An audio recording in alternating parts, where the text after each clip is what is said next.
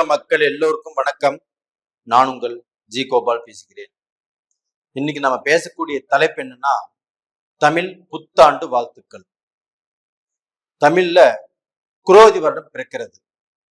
இந்த குரோதி வருடம் ஏப்ரல் மாதம் 14ஆம் தேதி 2024 பிறக்கிறது. அப்ப இந்த குரோதி வருடமாகப்பட்டது மேன ராசிக்காரங்களுக்கு எப்படி இருக்கும்? இந்த குரோதி வருடம்னா தமிழ் வருடங்கள்ல 38வது வருடம். இந்த 38வது வருடம் குரோதி வருடம் பிறக்கிறது.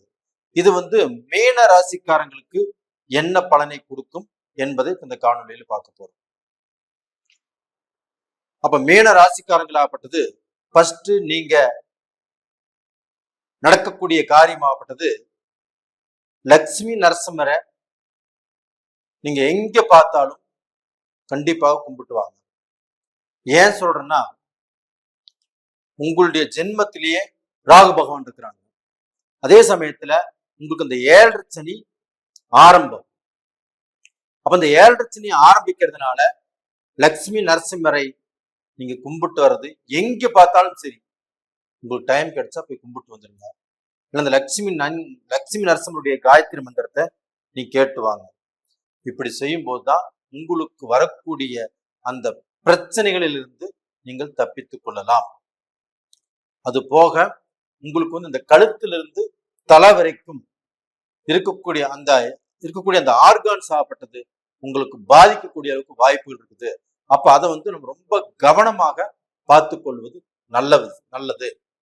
இப்ப நாம வண்டி வாகனத்துல போறோம், ரொம்ப கவனமா போகணும்.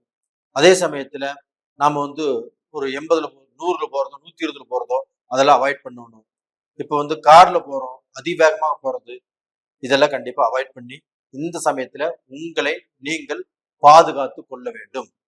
அதே சமயத்துல இந்த ராகு உங்களுடைய ஜென்மத்திலே இருக்கிறதுனால இந்த செல்போன் பேசிட்டு வண்டி ஓட்டுறது, இல்ல இந்த செல்போன் பேசிட்டு மாடிப்படியிலிருந்து இறங்குறது, இது எல்லாமே உங்களுக்கு பார்க்க போனா ஒரு ஆபத்தை விளைவிக்கும்.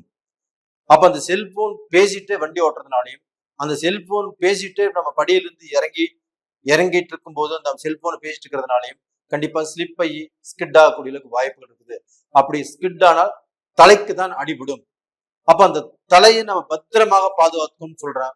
அப்ப இந்த காலகட்டத்துல உங்களுக்கு இந்த மாதிரி பிரச்சனைகள்னால இந்த பாதிப்புகள் வரக்கூடிய வாய்ப்புகள் இருக்குது. அப்ப இந்த பாதிப்புகள் வரக்கூடாது அப்படிங்கிறது நீங்க மனசுல வச்சுக்கோங்க.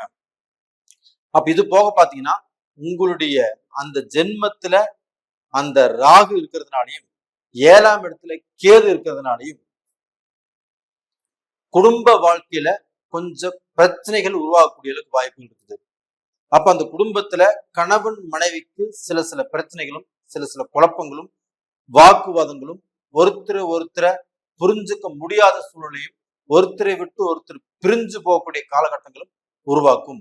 அப்ப இந்த காலகட்டத்தை 2வது அந்த 7.5 சனி ஆரம்பம் இருக்கிறதுனாலையும் கண்டிப்பாக இந்த பிரச்சனைகள் ஆகப்பட்டது உங்களுக்கு ஏதாவது ரூபத்துல டென்ஷனை கொடுக்கும், குழப்பத்தை கொடுக்கும்.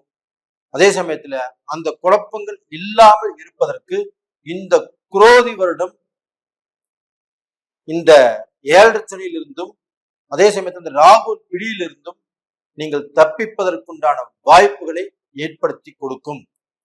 அப்ப டோட்டலா பாத்தீங்கன்னா மேன ராசிக்காரங்களுக்கு இந்த குரோதி வருடம் உங்களுக்கு விபத்துகளில் இருந்தும், அதாவது உங்களுக்கு வரக்கூடிய பிரச்சனைகளில் இருந்தும், உங்களுக்கு வரக்கூடிய தொந்தரவுகளில் இருந்தும் கண்டிப்பாக இந்த குரோதி வருடத்துல நீங்க நல்லா இருப்பீங்க. அப்ப டோட்டலா பாத்தீங்கன்னா இந்த குரோதி வருடத்துல உங்களுக்கு தொழில் நல்லா இருக்கும்.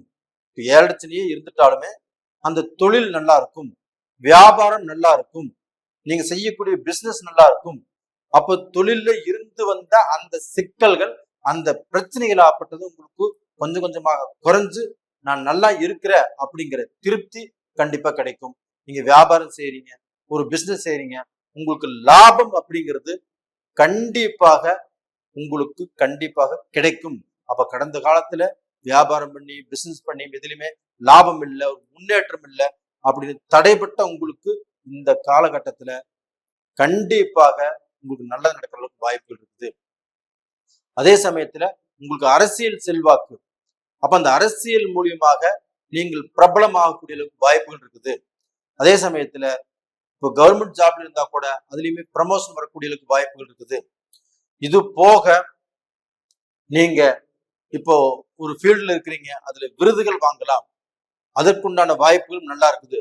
அப்ப டோட்டலா பாத்துட்டீங்கன்னா இந்த காலகட்டத்துல இந்த குரோதி வருடத்தில் உங்களுடைய முன்னேற்றத்தை யாராலையும் தடுக்க முடியாது. ஆனா அதே சமயத்துல உங்களுக்கு இந்த 7 சனியும் இந்த ராகுடைய அனுக்கிரகம் இருக்கிறதுனால கண்டிப்பாக உங்களுக்கு உடல் சார்ந்த பிரச்சனைகள் வருவதற்குண்டான வாய்ப்புகள் இருக்குது. அப்ப அந்த மூச்சு சம்பந்தப்பட்டதோ இந்த நரம்பு சம்பந்தப்பட்டதோ இந்த மாதிரி பிரச்சனைகள் உங்களுக்கு இடையில வரும். அப்ப அதுல கவனமாக இருந்து நீங்க பார்க்க போன வைத்தியம் பார்த்துக் கொள்வது கண்டிப்பாக நல்லது. இது போக இப்ப உங்களுக்கு இந்த ராகு லக்னத்துல இருக்கிறதுனால உங்களுக்கு இந்த அதிர்ஷ்ட வாய்ப்புகள் அப்படிங்கிறது நல்லா இருக்குது. அப்ப அந்த அதிர்ஷ்ட வாய்ப்புகள் அப்படின்னா அந்த லாட்டரி மூலியமாக உங்களுடைய பிரச்சனைகள் தீரக்கூடிய அளவுக்கு ஒரு அருமையான சான்ஸ் இருக்குது. இப்ப தமிழ்நாட்டுல விற்கிறது இல்ல, வேற ஸ்டேட்ல இல்ல வேற நாட்டுல கண்டிப்பாக இந்த வாய்ப்புகள் இருக்குது. அப்போ உங்களுடைய ஜென்ம ஜாதகம் நல்லா இருந்துச்சுன்னா, அதுல நடக்கக்கூடிய தசா புத்திகள் நல்லா இருந்துச்சுன்னா, இந்த லாட்டரினால கண்டிப்பாக உங்களுடைய பிரச்சனைகள் தீரக்கூடிய அளவுக்கு வாய்ப்பு இருக்குது. ஒரு அதிர்ஷ்டத்தை நீங்கள் அடைய போகிறீர்கள். அப்ப டோட்டலா பாத்தீங்கன்னா இப்ப வெளிநாடு, சிங்கப்பூர், மலேசியா, இப்போ கனடா, ஆஸ்திரேலியா, லண்டன், ஸ்பெயின் இந்த மாதிரி கண்ட்ரில நிறைய பேர் இருக்கிறாங்க. இப்ப இவங்களுக்கு எல்லாமே வாய்ப்பு இருக்குதானா? நிச்சயமாக இருக்கிறது. அப்போ உங்களுடைய வாழ்க்கையில இந்த லாட்டரி நம்மளுக்கு அடிச்சா நம்மளுடைய பிரச்சனைகள் தீரும் அப்படின்னு நினைச்சு எத்தனையோ பேர் இந்த லாட்டரி வாங்குறவங்க இருக்கிறீங்க. அத்தனை பேருக்கும் இதற்கு முன்னாண்ட அந்த வாய்ப்புகள் கிடைக்கல. இப்போ இந்த மீன ராசியில் உள்ளவங்களுக்கு அந்த வாய்ப்பு இருக்கிறதுனால கண்டிப்பாக நீங்க வாங்கலாம், பயனடையலாம். இது போக பாத்தீங்கன்னா நீங்க அந்த நாட்டுல சிட்டிசன்ஷிப் ஆகணும், அதற்கோசரம் நீங்க முயற்சி பண்ணிட்டு இருக்கிறீங்க. கடந்த காலங்களில் தடைபட்டு போச்சு, இந்த காலங்களில் நடக்குமானா கண்டிப்பாக நடப்பதற்குண்டான வாய்ப்புகள் இருக்குது. கண்டிப்பாக நீங்க முயற்சிகள் பண்ணலாம்.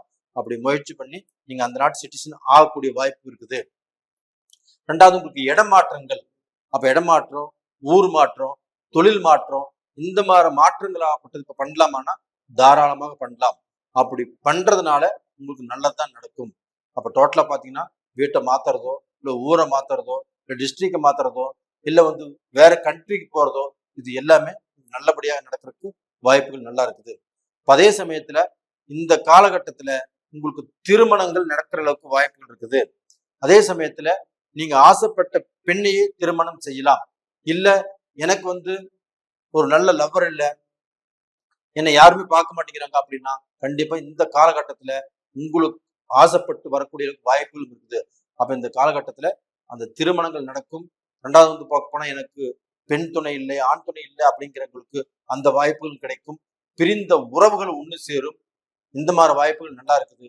அதனால டோட்டலாக மீனராசியில பிறந்தவங்க நல்லா இருப்பீங்க. அந்த லட்சுமி நரசிம்மரை மட்டும் எங்க பார்த்தாலும் கும்பிட்டு வாங்க, நல்லா இருப்பீங்க. நேரில இந்த பதிவு பிடிச்சிருக்குன்னு நினைக்கிறேன். பிடிச்சிருந்தா லைக் பண்ணுங்க, சப்ஸ்கிரைப் பண்ணுங்க, ஆல் அப்படிங்கிற பெல் பட்டனை பிரஸ் பண்ணிக்கோங்க. உங்களிடமிருந்து விடைபெறுவது உங்களின் ஜி கோபால். நன்றி, வணக்கம்.